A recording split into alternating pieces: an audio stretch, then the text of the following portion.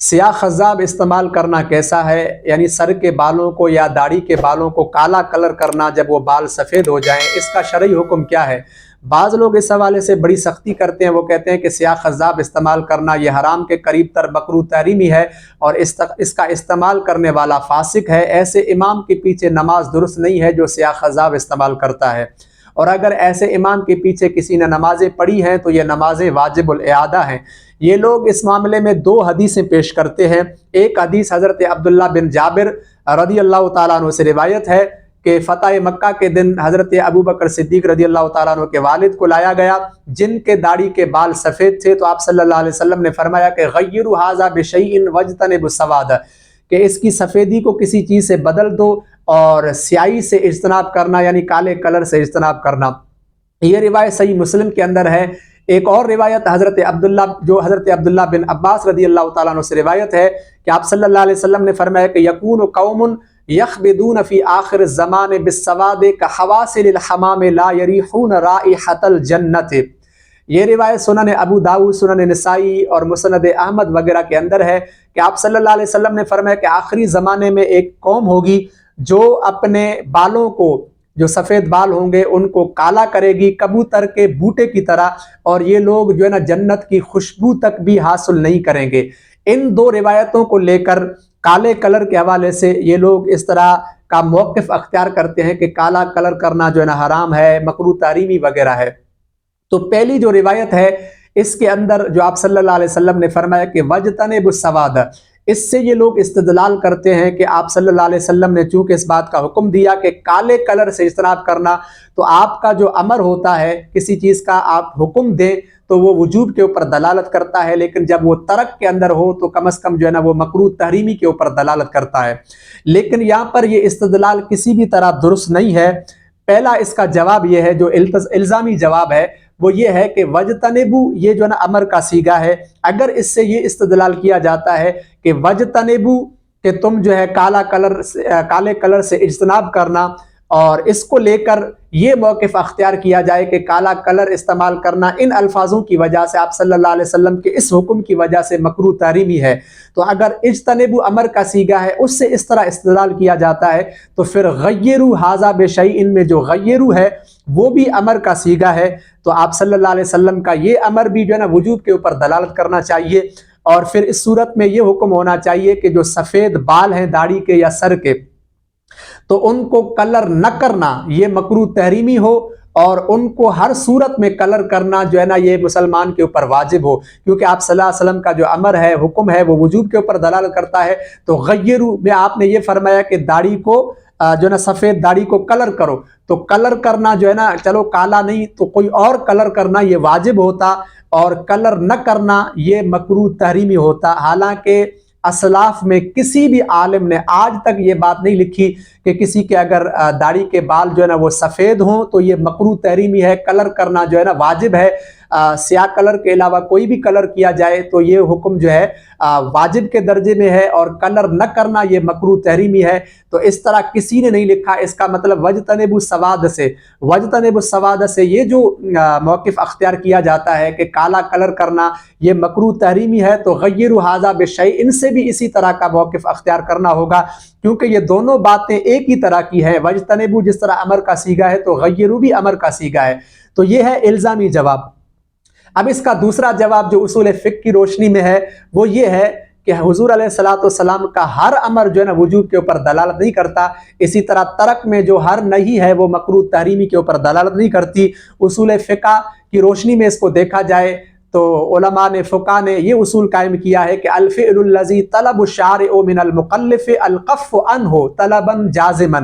مکروہ تحریمی کی تعریف یہ ہے کہ شارع علیہ السلام جس فعل سے مکلف کو منع کریں اور وہ منع جو ہے نا طلب جازم کے ساتھ ہو، اور اس کا جو ثبوت ہے وہ ظنی ہو، یعنی یہ حکم جو ہے نا کسی حدیث میں ہو، تو پھر آپ صلی اللہ علیہ وسلم کا یہ جو حکم ہوگا وہ طلب جازم کے ساتھ ہوگا، تو پھر یہ مکروہ تحریمی ہوگا۔ لیکن یہاں جو اجتنبوا السواد ہے یہ طلب جازم ہرگز نہیں ہے، یہ طلب ترغیب زیادہ سے زیادہ ہو سکتا ہے۔ ایک ہوتا ہے طلب جازم، ایک ہوتا ہے طلب تاکید، ایک ہوتا ہے طلب جو نا ترغیب، اسی طرح ترک میں بھی طلب جازم ہے، ترک میں بھی طلب تاکید ہے، اور ترک میں بھی طلب ترغیب ہے۔ تو اجتنب السواد جو کم از کم ترک کے اندر طلب ترغیب میں آئے گا، کہ یعنی جس طرح سفید بالوں کو کلر کرنا یہ زیادہ سے زیادہ مستحب یا افضل ہو سکتا ہے، اسی طرح سفید داڑھی کو کالا کلر کرنا زیادہ سے زیادہ یہ خلاف اولا ہو سکتا ہے۔ لیکن اس کو ہم خلاف اولا بھی نہیں بولیں گے، اس کی وجہ یہ ہے کہ بہت سارے صحابہ کرام نے خود سفید بالوں کو کالا کلر کیا ہے۔ حضرت سیدنا عثمان غنی رضی اللہ تعالیٰ عنہ اپنے داڑھی کے بالوں کو کالا کلر کرتے تھے۔ حضرت حسنین کریمین اپنے داڑھی کے اور سر کے بالوں کو کالا کلر کرتے تھے۔ یہ روایت امام ابو جعفر باقر رحمۃ اللہ علیہ نے روایت کی ہے، جس کو المعجم الکبیر طبرانی کے اندر روایت کیا گیا ہے کہ ان الحسن بن علی کان یخدب بالسواد، کہ حضرت حسن رضی اللہ تعالیٰ عنہ اپنے بالوں کو کالا کلر کیا کرتے تھے۔ اسی طرح حضرت عقبہ بن عامر الجہنی رضی اللہ تعالیٰ عنہ بھی اپنے بالوں کو کالا کلر کرتے تھے، جس کو مصنف ابن ابی شیبہ نے نقل کیا ہے۔ تو اس سے یہ ثابت ہوتا ہے، پہلی بات یہ ہے کہ وجتنب السواد سے اگر آپ مکروہ تحریمی کا حکم لگاتے ہو تو غیروا ھذا میں بھی وجوب کا حکم لگانا پڑے گا، یعنی سفید داڑھی کو یا سفید کا جو نا سر کے بالوں کو کلر کرنا پھر واجب ہوگا، اور پھر ان کو سفید چھوڑے رکھنا یہ مکروہ تحریمی ہوگا۔ اور دوسری چیز کہ آپ صلی اللہ علیہ وسلم کا ہر امر جو ہے نا وجوب کے اوپر دلالت نہیں کرتا، اور ہر نہیں جو ہے نا مکروہ تحریمی کے اوپر دلالت نہیں کرتی۔ اگر طلب جازم ہو تو پھر یہ جو ہے امر جو ہے نا وہ وجوب کے اوپر دلالت کرے گا، اگر طلب تاکید ہو تو پھر یہ سنت موقعہ کہلائے گا، اگر طلب ترغیب ہو تو پھر یہ مستحب کے درجے میں آئے گا۔ اسی طرح نہیں میں بھی یہی حکم ہوگا۔ اور تیسرا اس کا یہ جواب ہے کہ اگر یہ ساری باتیں ہوتی تو پھر اتنے سارے صحابہ کرام جو ہے اپنے داڑھی کو کالا کلر نہیں کرتے، کیونکہ کوئی بھی حکم جو ہے چاہے وہ قرآن کی آیت ہو، کوئی حدیث ہو، تو اس حکم کو سب سے زیادہ صحابہ کرام سمجھتے تھے اور تابعین اور اسلاف سمجھتے تھے۔ تو ان لوگوں نے جو نا اپنی داڑھیوں کو کالا کلر کیا، تو اس سے یہ پتہ چلتا ہے کہ کسی کے بھی نزدیک وجتنب السواد یہ مکروہ تحریمی کے درجے میں نہیں ہے۔ اگر مکروہ تحریمی ہوتا تو پھر حسنین کریمین یا حضرت عقبہ بن عامر یا حضرت عثمان غنی رضی اللہ تعالیٰ عنہ یہ جلیل القدر صحابہ کرام جو ہے اپنے داڑھیوں کو کالا کلر نہیں کرتے۔ تو اس سے پتہ چلتا ہے کہ وجتنب السواد سے جو ہمارے ہاں لوگ استدلال کرتے، یہ استدلال کسی بھی طرح درست نہیں ہے۔ اب دوسری جو روایت ہے جس کے اندر یہ کہا گیا ہے کہ آخری زمانے میں ایک قوم ہوگی جو اپنے بالوں کو جو ہے نا سیاہ کلر کرے گی، اور وہ قوم جو ہے وہ جنت کی خوشبو بھی حاصل نہیں کرے گی۔ تو اس روایت پر بہت سارے محدثین نے کلام کیا ہے۔ سب سے پہلی بات کہ آپ خود اس بات پر غور کریں کہ اگر کالا کلر کرنا اتنا بڑا گناہ ہوتا کہ اس کالے کلر کی وجہ سے بندہ جو ہے نا جنت کی خوشبو بھی حاصل نہیں کر سکتا، تو پھر اس بات کو قیامت کے ساتھ کیوں جو ہے نا بیان کیا جاتا کہ آخری زمانے میں ایک قوم ہوگی؟ حالانکہ یہ کہا جاتا کہ کسی بھی دور میں کوئی بھی شخص کالا کلر کرے گا تو وہ جنت کی خوشبو حاصل نہیں کرے گا۔ تو اس سے پتہ چلتا ہے کہ یہ جو آخری زمانے میں قوم کا ذکر کیا گیا ہے تو وہ کالے کلر کی وجہ سے نہیں بلکہ اس قوم کی یہ علامت ہوگی۔ اور یہ بہت سارے محدثین نے یہی تشریح اس حدیث کی ہے۔ اس حدیث کے بارے میں مشہور محدث امام ابو بکر ابن ابو عاصم رحمۃ اللہ علیہ اس حدیث کے متعلق لکھتے ہیں، جس کو فتح الباری فی شرح صحیح بخاری کے اندر ابن حجر عسقلانی رحمۃ اللہ علیہ نے نقل کیا ہے۔ وہ لکھتے ہیں کہ فَإِنَّهُ لَا دَلَالَةٌ فِيهِ عَلَىٰ قَرَاحَةِ الْخَزَّابِ بِالسَّوَادِ فِيهِ الْأَخْبَارُ عَنْ قَوْمٍ هَٰذَا صِفَتُهُمْ۔ حضرت محدث امام ابو بکر ابن عاصم کہتے ہیں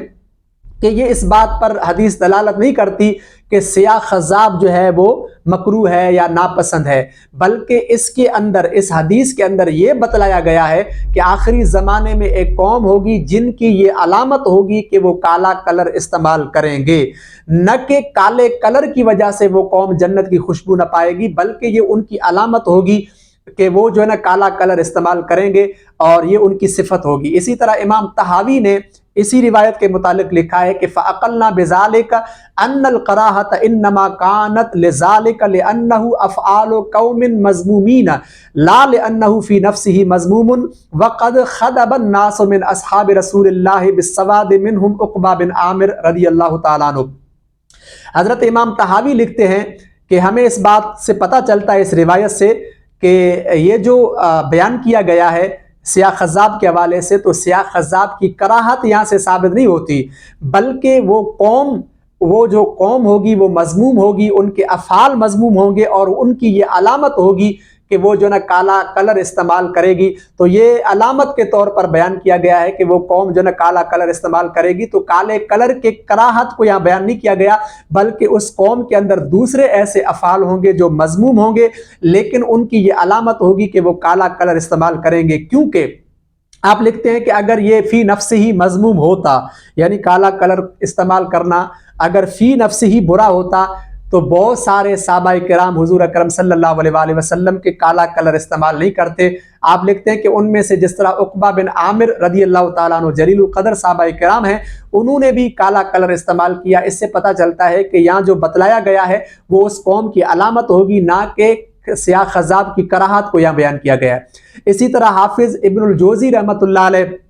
لکھتے ہیں کہ وَعْلَمْ أَنَّهُ قَدْ خَضَبَ جَمَاعَةٌ مِّنَ الصَّحَابَةِ بِالسَّوَادِ مِنْهُمُ الْحَسَنُ وَالْحُسَيْنُ وَسَعْدُ ابن ابی وقاص وَخَلْقُ كَثِيرٌ مِّنَ التَّابِعِينَ۔ آپ کہتے ہیں کہ جاننا چاہیے کہ صحابہ کرام میں سے بہت سارے لوگوں نے سیاہ خضاب استعمال کیا ہے، ان میں سے حضرت امام حسن ہیں، حضرت امام حسین ہیں، حضرت سعد ابی وقاص رضی اللہ تعالیٰ عنہ ہیں، اور اسی طرح جو ہے نا بہت سارے تابعین ایسے ہیں جنہوں نے سیاہ خضاب استعمال کیا ہے۔ اور آپ آگے اسی حدیث کے متعلق الموضوعات کے اندر لکھتے ہیں کہ اس حدیث کے اندر یہ جو سیاہ خضاب کا ذکر ہے یہ اس لیے کیا گیا ہے کہ اس سے ایک طرح کا دھوکہ ہوتا ہے، لیکن اگر اس روایت سے یہ معنی لیا جائے، دھوکے والی معنی لی جائے، پھر بھی